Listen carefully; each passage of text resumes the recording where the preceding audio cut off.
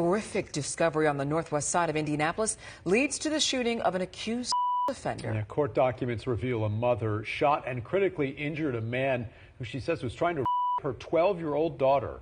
The situation unfolded at a hotel on Eagle View Drive. Court documents indicate the mom told police she left her daughter in the room with Bruce Pierce as she packed luggage into her car. The mom then told police she walked back in on Pierce trying to tear her daughter's clothes off. Court documents show the mom pulled a gun on Pierce and opened fire, hitting him multiple times.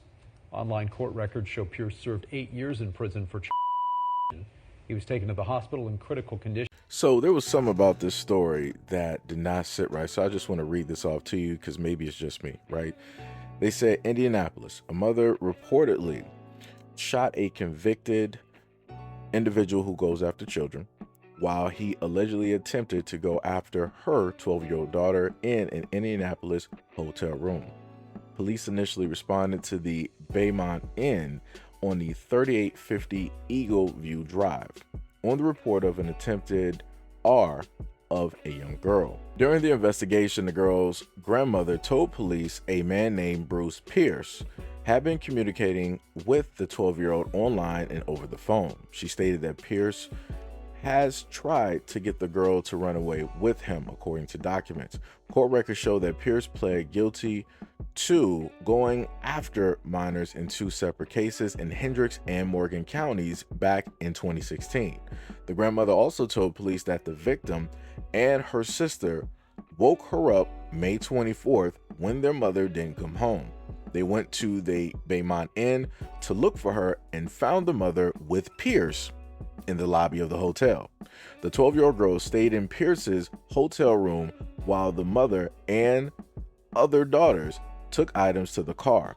The mother told police that she returned to the room and heard her daughter saying, "No, no, no," and saw Pierce on top of the minor, whose shirt had already been ripped. She told investigators she then shot at Pierce, who also had a weapon in his hand at the time.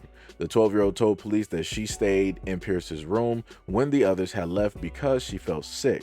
While they were at the car, the girl said that Pierce invited her to sit on the bed. At that time, court documents state that she told police that Pierce grabbed her arms, pinned her to the bed, and began ripping off her clothes. She stated that he ripped her tank top and her underwear before her mother came into the room, but said he did not touch her anywhere else. The girl also stated that she got away from Pierce when her mother began aiming at Pierce. They ran from the hotel and drove away in the grandmother's car before calling police and returning to the scene.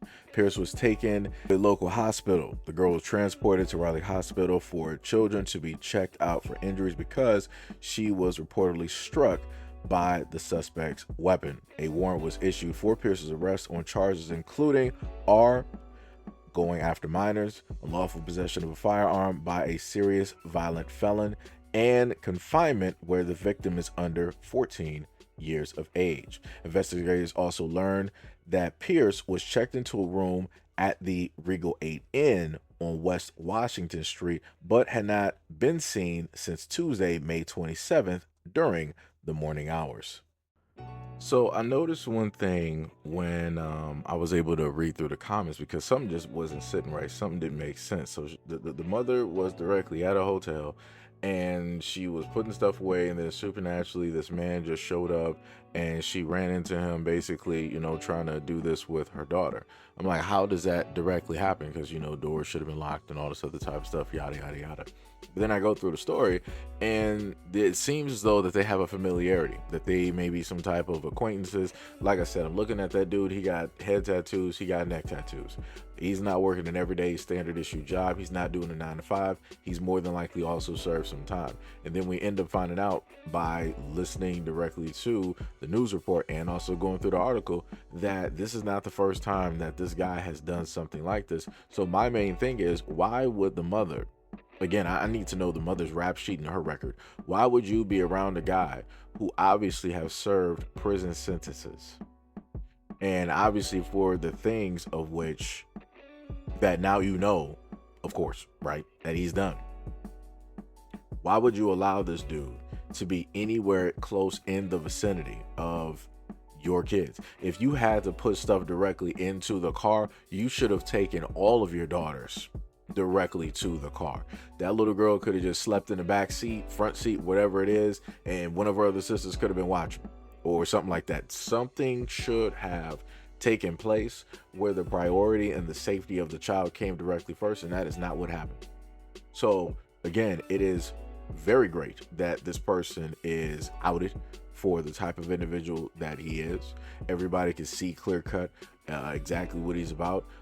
People can be made very much aware of who he is, and people need to be aware and need to sit up there and tread lightly. Matter of fact, he should have never been out in the first place. He should be serving 100 life sentences for the crimes that he has committed.